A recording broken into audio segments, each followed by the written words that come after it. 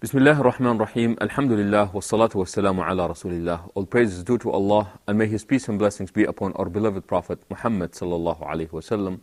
To all our viewers out there, we like to say Assalamu alaikum rahmatullahi wa barakatuhu, and thank you for joining us in this beautiful dialogue that we are having with our beloved guest here, Dr. Jaafar Sheikh Idris. Dr. Jaafar, it is good to be with you again here. And last time we spoke, we were talking about not only the Quran, but even previous scriptures that were sent down by Allah were not only rational, but they were also inviting to this idea of you are endowed with the faculty of intellect, so do put it to use. And the Quran alludes to this, not only alludes, but directly emphasizes this idea in different ways and forms. And we're wondering if we can shed some light on this Quranic approach. Yes, I think we emphasize the fact that the Quran and all revealed religions address people as rational people. Now, the Quran, as if it's telling people that you are asking you nothing more than abiding by these rational criteria that you use in your daily life. We will use the same criteria to invite you to the truth. So we are not telling you something mysterious or something that you don't understand. And we can enumerate some of these. And I think, Sheikh, you already said that we already apply this, and you gave that beautiful example about the business deals. Yes. Where people are mostly... Yes, I said that people become very rational when it comes to business. Now, we can go into some details of the characteristics of rational people. First, they like to understand. They don't just follow. So understanding, and this, as we said, is in the Quran. They don't like contradictions. We said that. What we didn't say also, rational people don't like their deeds to contradict their words. And the Quran says, أتأمرون الناس بالبر وتنسون أنفسكم وأنتم تتلون الكتاب أفلا تعقلون. Do you invite people to do good and you forget yourself? To do that good that you're inviting people to. أفلا تعقلون. Don't you understand? Don't you have reason? Don't you understand? When the Quran asks a rhetorical question, this means that the matter is understood. That he doesn't, the Quran is not telling people that they should not contradict, their deeds should not contradict their words. It is telling that you know this. And this is a bad thing, so why are you doing it? أفلا تعقلون? Interestingly, people would think this to be more of a moral argument than an intellectual argument. That your deeds do not necessarily confirm your beliefs. Yes. The Quran approach is... Yes, but some people, especially in the West now, understand intellect in a narrow sense. I am saying that rational people, whether they be in the West or the East, this is what they do. For rational people, moral values are part of their rationality. I see. I see. A rational person would not say, I don't care if a person lies or doesn't lie. He would not say, I don't care whether a person is honest or not honest. There is no rational people in their everyday life, and I'm talking about rational people. I'm not saying people who are intellectuals or people who are holders of Ph.D. degrees or people who are educated. These ordinary rational people. This is how they behave. So within that circle of rational is not only intellectual arguments, but based on that, we get our moral understanding and values. Yes, I'm saying that the moral is part of the intellectual, a part of being rational. Let us say rational instead of. Also, rational people use also aesthetic values. And no one prefers the ugly to the beautiful. This is also one of the criteria that the Quran uses. In fact, Allah is described as being beautiful. His names are beautiful. The Quran is in beautiful language. And as the Prophet ﷺ said, Inna Allah jamilun yuhibbul jamal. Allah is beautiful and He loves beauty. So the Quran uses this because ordinary people use this. Aesthetic values. That applies to appearances, and it applies also to things like what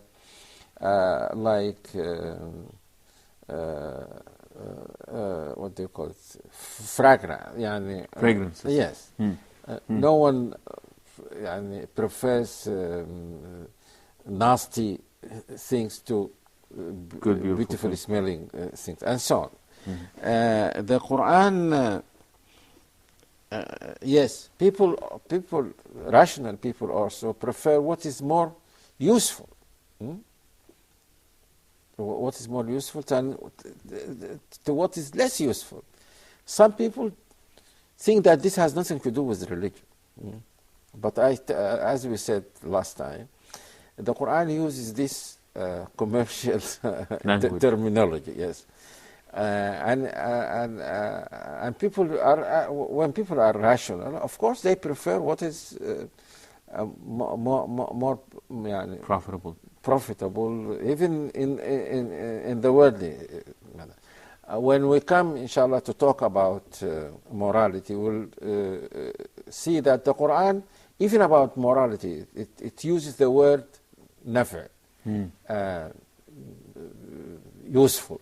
It is useful for you to be moral. So in Islam, it takes the Islam. I must emphasize the fact that now I am talking about all revealed religions. They take the human person as a whole, and because this is how God created him. There is no dichotomy, as you use the word, between reason, morality, aesthetic values. This is how the human person is made and how he believes. A rational person also will make a sacrifice something present for something more useful or in the future. This is what business people do. Foregoing a small immediate gain for a bigger gain in the future. And the Quran uses the same argument about this world and the hereafter. You might gain by telling a lie in this world, but it tells them that you gain, yes, you gain. Perhaps you'll... it does not deny the fact that you will benefit from this, but compared to the benefit to come. And this is what you use when you do business. So the Quran also, rational people look for the wisdom behind things. Why is this so? Why do we do this? And the Quran uses the same criteria. And I think that's what you spoke about earlier, of this idea, tadabbur, to reflect and to ponder. Yes. And that is going beyond the obvious to see what is really behind what's going on. And we must emphasize also the fact again that all rational people behave like this. And in fact, people behave rationally. I don't know what I can say most of the time. But a rational person is a person who behaves rationally all the time. But sometimes when it is to a person's interest, also, he will behave rationally. if behaving rationally or using a rational argument serves some interest, he will use that argument. But a rational person will abide by rationality all the time. And this is what the Quran is asking people to be. To accept, to be rational all the time, and to apply these rational criteria even to religion, to distinguish between a false religion and a true religion, a good religion, a bad religion. Yeah. Interesting. So how do we describe a person that is supposedly rational, however sometimes they are not? What are they called when they are not being rational? No, they are called irrational. At that point. No. Yes, he will not be called a rational person, even if sometimes he behaves rationally. Just like a liar. I once said in a lecture that even the biggest liar tells the truth most of the time. He tells the truth. There is no...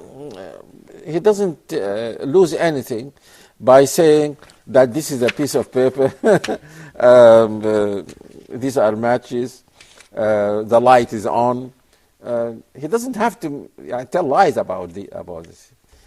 Even the biggest liar, we call him liar, in spite of the fact that sometimes, or most of the time, he tells the truth.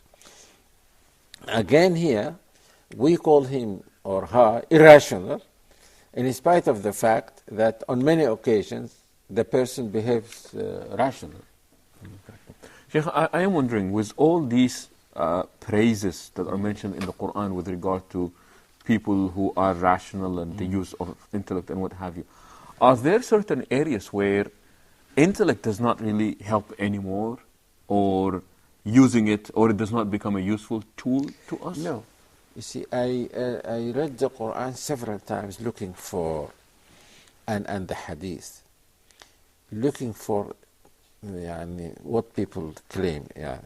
You find now even people who are very good Muslims, he have something, have a problem with reason or aql, and they call the people who do not abide by the Sunnah of the Prophet ﷺ aqlaniyin, or who interpret the Quran in their own way aqlaniyin. So I once wrote an article. I said they are not aqlaniyin. They are not rational people. You are praising them when you say they are rational people. There is nothing in the Quran. It is nowhere mentioned in the Hadith or the Quran that someone deviated because of his reason. Sheikh, that is such an unbelievable statement that you have made. We would certainly love to challenge and hear more about it. So please do stay tuned, and we shall return soon. Assalamu alaikum again, and thank you for joining us back. And we stopped at an extremely impressive statement, if you want to call it, and that is, the Quran does not make a statement such as a person deviated because they used their intellect. Yeah, and this is something I'm making just now a negative statement. But there is something positive. The Quran equates in two verses, equates being rational with having faith. Being rational with having faith. Yeah. An irrational person cannot have faith. And a truly faithful person must be a rational person. أولئك الذين هداهم الله وأولئك هم أولو الألباب. Those are the people whom Allah guided, and those are the people who have albab. You can translate it as reason or intellect or so. So there is no contradiction at all in the Quran and the Sunnah. It doesn't say that there is a contradiction between being rational and having faith. Sheikh, in fact, faith must be based on knowledge. Contrary to what people now say, I believe so, but I am not sure. So the Quran says no. A belief must be based on knowledge. Knowledge that would lead to certainty, so you cannot Yes, say... yes, you don't believe in something for which of which you have no knowledge. No. So belief, many people now, Arabic and English, both. أنا أعتقد so, but لكني مش متأكد. I believe so, but I am not sure. That's the wrong statement.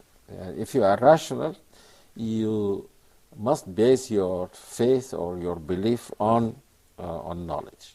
Sheikh, I think that's what was emphasized the first time we spoke about this idea. No. And I think you just said it, and that is, if you are a believer, you must be a rational person. No. And if you are irrational, you cannot be faithful. No. But of course, when we say a believer, I don't want the listeners to understand that anyone who calls himself a Muslim is the most rational person in the world. Because we have our fair share of irrational Muslims. It depends on the degree of faith you have, degree of knowledge of your religion. The more you are knowledgeable of your religion, the more you are rational. And knowledgeable, and according to the Quranic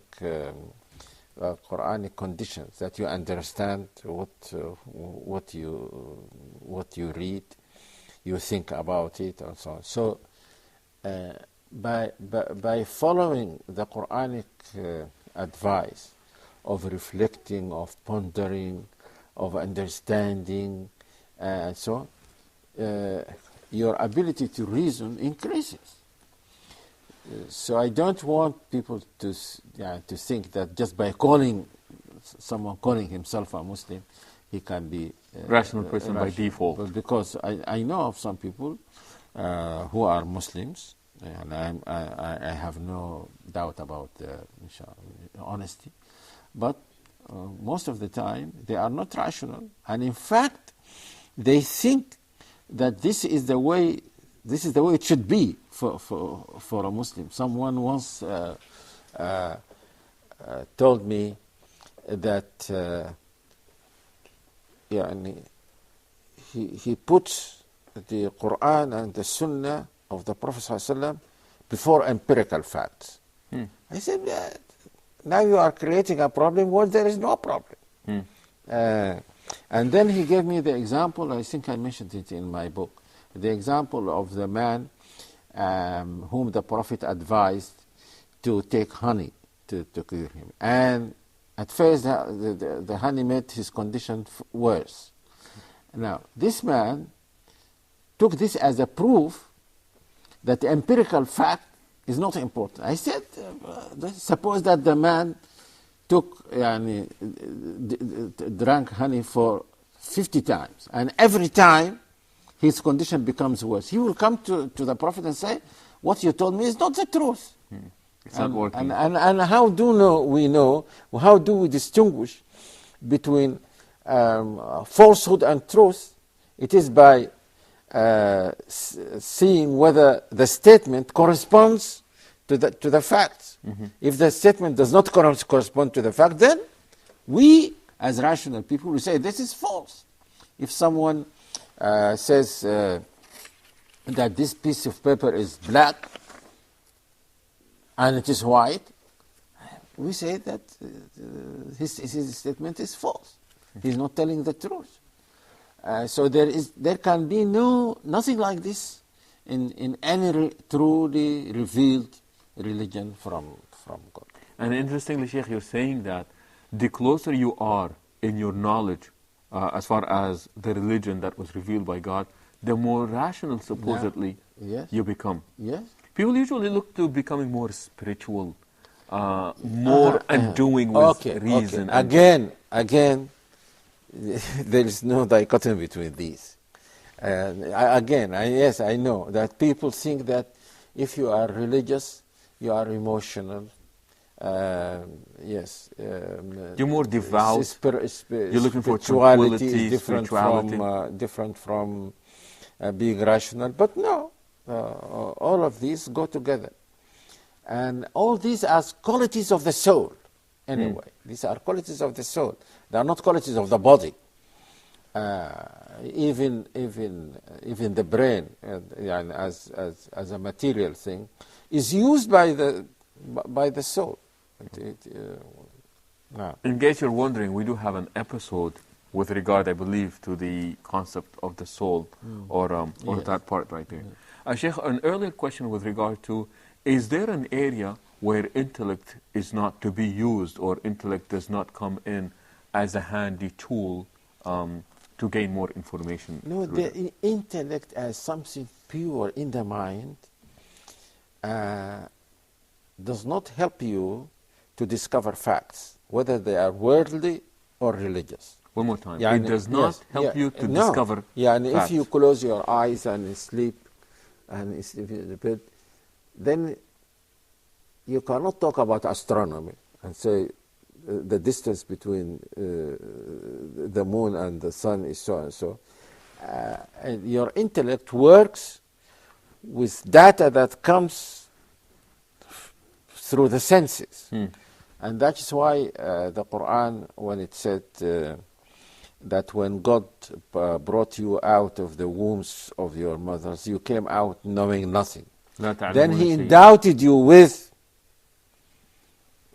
hearing, sight, and mind. So without the senses, the intellect cannot do much. And I like what you said. It is data that is later on processed by the intellect, through which we are able to... Yeah. This applies to religious knowledge and to worldly knowledge.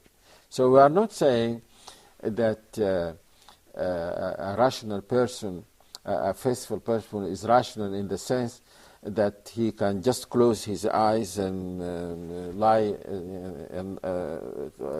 in his bed and says, and I think that Salah must be so and so, that Siyam must be so and so. No, he has to have knowledge.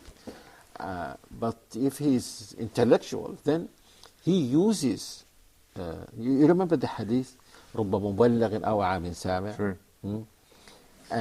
Someone has very good senses. He hears, he understands what he hears. He conveys it to someone else, and that someone benefits more from the deliverer of the message. Yes. And that is, in fact, the distinction between people in knowledge is not just the amount of the knowledge. It is well known that there were many people who knew more of the Sunnah of the Prophet than Abu Hanifa, for example. But with that less knowledge of the Sunnah, he became a greater alim than those who had more knowledge. Knowledge of the hadith of the Prophet. And the Imam Ahmad used to say, فهم الحديث أحب إلي من حفظ حروفي. Nice. The understanding of the hadith is more important than the letter. Yes, learning the committing it to memory, understanding it to memory. I think there's a point that I wanted to mention, I forgot, is that because Islam addresses people as rational people, it has bridges with people. And I think I mentioned this in the conference that we attended in India, when they asked me to talk about building bridges between Islam and one of these Asian religions. And I said, we don't need to build the bridges because the bridges are already there. If these are rational people, then we have a bridge already. We have a bridge already built. But then we can also add that there are special bridges. The special bridges are between us and people who are not only rational, but who accept some of the Islamic truths. For example, a person who is rational, but who believes in the existence of the Creator. Person who is rational, who does not only believe in the existence of the Creator, but that Creator should be worshipped. Who believes in prophets, someone who believes that Jesus was a prophet, Abraham was a prophet, and so on. So Islam, you find many arguments in the Quran. The Quran bases the argument on this premise. So if you believe that, for example, that verse in the Quran, وما قدر الله حق قدره إذ قالوا ما أنزل الله على بشر من شيء قل من أنزل الكتاب الذي جاء به موسى. You cannot believe in Moses as a prophet and then say God did not send a book. Never send a book. No, you can't do it. So, and also when we come inshallah to talk about prophets, also we'll show that the Quran tells them, if you believe that so and so is a prophet, then you should not attribute to him these immoral things, that because a prophet cannot do something. Yes, not befitting his character. Sheikh, the deeper we are getting into this, the more exciting it is getting, and it seems that the time runs faster and faster. The more anxious I am getting. So with this, we will come to the end of this episode of our program, hoping that you would join us next time. On my behalf and behalf of Sheikh Jafar, we would like to say thank you. Assalamu alaikum wa rahmatullahi wa barakatuh.